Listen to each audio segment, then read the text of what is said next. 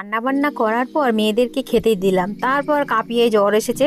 দুটো কম্বল মুড়ি দিয়ে আমি শুয়ে পড়েছি। দুটো আন্ডার অমলেট আমি বানাইনি, কারণ ঠান্ডা হয়ে যাবে ভেবেছি ও কাজ থেকে ফিরলে তারপরে বানাবো, গরম গরম হয়ে যাবে। কিন্তু কাঁপিয়ে জ্বর এসেছে, ও বাড়ি এসে দেখে কাঁপিয়ে জ্বর এসেছে, কম্বল মুড়ি দিয়ে শুয়ে আছি। তো বললো তোমাকে আর উঠতে হবে না, আমি বানিয়ে দিচ্ছি অমলেট, তুমি শুয়ে থাকো। তো দুটো অমলেট বানালো। ওর বাটিতে ফাটাতে পারে না, তাই গ্লাস নিয়ে নিল।